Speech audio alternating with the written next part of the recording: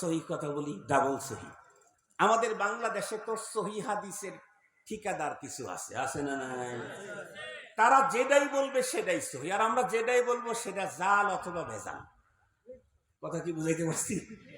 ওই ভাইদেরকে বলি, আপনারা তো শুধু সহি হাদিস বলেন, আর আমি আজকে যে হাদিসটা বলতেছি, হাদিস তো সহি সহি। এ হাদিস যেই কিতাবে লেখা আছে ওই কিতাবটাও সহি। কথা বলেন না কেন? ওই কিতাবটাও কি সহি? বুখারী, সহি মুসলিম। কথা বলেন না কেন? ওই কিতাবের নামই সহি না গায়রে সহি? সহি। সহি বুখারী, সহি মুসলিম। সহি মুসলিম শরীফের সহি হাদিসটা শোনাই। সাহাবায়ে কেরাম নবীজিকে জিজ্ঞেস করলেন, ওগো আল্লাহর রাসূল, আপনি সপ্তাহে সোমবারে রোজা রাখেন কেন? নবীজি বললেন, আল্লাহ পাকের পক্ষ থেকে এই দিনে আমি দুইটা নেয়ামত প্রাপ্ত হয়েছি, এই দুই নেয়ামতের শুকরিয়া আদায়ের জন্য। কি কি নেয়ামত? বুলিতু ফিহি ওয়া বুইসতু ফিহি। আমি সোমবারের দিন পৃথিবীতে জন্ম নিয়েছি, সর্বপ্রথম আমার উপরে কোরআন নাজিল হয়েছে সেও সোমবারের দিন। এই দুই মহান নেয়ামতের শুকরিয়া আদায় করার জন্য আমি সিয়াম পালন করি। এখন আসেন, নবীজি যে আল্লাহ পাকের পক্ষ থেকে প্রাপ্ত মহান নেয়ামতের শুকরিয়া আদায় করার জন্য সিয়াম পদ্ধতি নিলেন, এটা কি নবীজি একা একাই চয়েস করছেন, না এটা আগের থেকে নবীদের চয়েসফুল সিস্টেম? তো আমরা একটু আগায় গেলেই দেখতে পাই এটা অন্য নবীদেরও চয়েসফুল সিস্টেম। কেমন? বিশ্ব নবীজি যখন মক্কাতুল মুকাররমা থেকে হিজরত করে মদিনায় আসলেন, মদিনায় এসে দেখেন মদিনার ইহুদিরা আশুরা, মুহররমের 10 তারিখে রোজা রাখে। শুনেন নাই হাদিস? নবীজি জিজ্ঞেস করলেন, এই দিনটা কিসের দিন তোমরা যে রোজা রাখো? ইহুদিরা তখন বলল, হাদা ইয়াউমুন সালেহ, এটা একটা মহান দিন। নাজ্জাল্লাহু মূসা মিন ফিরআউন ফি হাদিহিল ইয়াউম। এই দিনেই আল্লাহ পাক মূসা আলাইহিস সালাম এবং তার উম্মতদেরকে ফিরআউন থেকে মুক্তি দিয়েছেন, আর ফিরআউনকে চিরতরে শেষ করে দিয়েছেন। এই জন্য হযরতে মূসা আলাইহিস সালাম এই দিনটা রোজা রাখতেন। নবীজি কি বললেন? আনা আহাক্কু মিনকুম বিমূসা। মূসা আলাইহিস সালামের এই ভালো কাজের অনুকরণের হকদার তোমাদের চাইতে আমি বেশি। নবীজি রোজা রাখলেন এবং বললেন, আমি যদি আগামী বছর পর্যন্ত বাঁচি এই এই এই এই এই দিনটাতে, তাহলে আমি 9 তারিখ আর 10 তারিখ মিলে রোজা রাখবো। নবীজি উম্মতদেরকে বললেন, সুমু আশুরা ওয়া খালিফু ফিহি ইয়াহুদ সুমু ক্বাবলাহু ইয়াওমান আও বা'দাহু ইয়াওমান। তোমরাও আশুরা রোজা রাখো। আমার উম্মতেরা, ইহুদিরা আশুরা রোজা রাখে, তোমরাও আশুরা রোজা রাখো। তবে একটু পার্থক্য করতে হবে। কি? খালিফু ফিহিল ইয়াহুদ, ইহুদিদের সামঞ্জস্যতা অবলম্বন করবে না, তাদের সাদৃশ্য অবলম্বন করবে না, তাদের সিস্টেম তোমরা নিবা না। ওরা একটা রোজা রাখে, তোমরা দুইটা রাখবে, হয় আগের দিন মিলাইবা না হয় পরের দিন মিলাইবা, 9-10 অথবা 10-11। ভালো করে বুঝবেন। তাহলে এই দিনে রোজা রাখলেন কেন?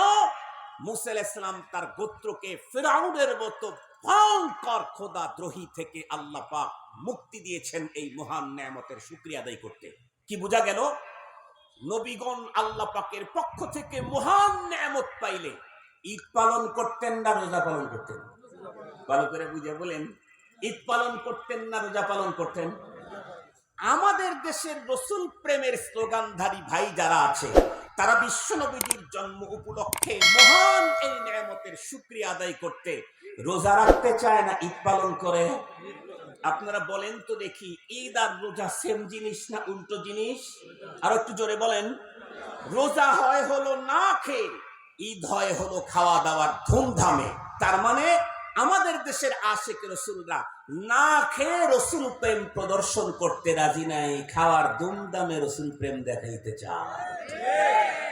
এ প্রসঙ্গে একজন কবি বড় চমৎকার বলেছেন, তু কুজাও সুন্নতে আহমদ কুজা বা মুহাম্মদ কাইবুয়াদ নিসবত তোরা।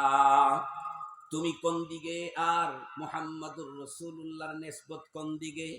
তুমি কোন দিকে? পয়গম্বরি সুন্নত কোন দিকে? নবীজির পথ অনুকরণ যদি তুমি না করতে পারো, জীবনেও কোনোদিন তোমার পয়গম্বরের সঙ্গে মিল হতে পারে না। কবি শেখ সাদি বিশ্বের ভিতরে নাম করা একজন দার্শনিক, যার দর্শন আমাদের দেশেও এক সময়ে কলেজ ইউনিভার্সিটিতে পড়ানো হতো। উনি নিজে নিজেকে সম্বোধন করে বলেছেন, মুপন্দার সাদি কে রাহে সফা তুয়া রফতে জুজবর পায়ে মুস্তফা। ও শেখ সাদি, তুমি যত বড় দার্শনিকই হও না কেন, দর্শনে যদি তুমি বিশ্ব সেরাও হয়ে যাও, মনে রেখো, মনে রেখো, যতক্ষণ পর্যন্ত মুহাম্মাদুর রাসূলুল্লাহ সাল্লাল্লাহু আলাইহি ওয়াসাল্লামের পথ অনুকরণ করতে না পারবে, ততক্ষণ পর্যন্ত তুমি কোনোদিনও মঞ্জিলে মাকসাদে যেতে পারবে না। বিশ্বনবীজি তার জন্ম উপলক্ষে পালন করলেন রোজা, আর আমরা সেই পয়গম্বরের জন্ম উপলক্ষে যদি ঈদ পালন করি, তাহলে আশিকে রাসূল বন্ধুরা আমার দুনিয়ার কোনো পাগলেও বলতে রাজি হবে না। এ হলো পয়গম্বরের জন্ম উপলক্ষে রবিউল আউয়াল মাসের গুরুত্বপূর্ণ ছোট্ট দুইটা টিপস আপনাদের খেদমতে পেশ করলাম। শেষ কথাটা এখন যদিও 10 মিনিট লাগে আমি চেয়ে নিচ্ছি, দিবেন তো আমার ইনশাআল্লাহ? এই যে প্রাইভেট মাদ্রাসা অ্যাসোসিয়েশনের এখানে তালাবারাই বেশি এসেছেন, অভিভাবক মন্ডলীরা এসেছেন, এটা আমার ধারণা। হাদা জন্নি, এটা আমি আমার ধারণা থেকে বলতেছি। এখানে একটা কথা আমি বলতে চাই, সেটি হলো আমাদের সন্তানদেরকে সে কওমি মাদ্রাসায় পড়ুক আর প্রাইভেট মাদ্রাসায় পড়ুক, প্রাইভেট মাদ্রাসায় পড়ুয়া প্রত্যেকটা সন্তানকে একদম ছোটবেলা থেকেই পয়গম্বরী মহান চরিত্রের অধিকারী করে গড়ে তুলতে হবে। মুহাম্মদুর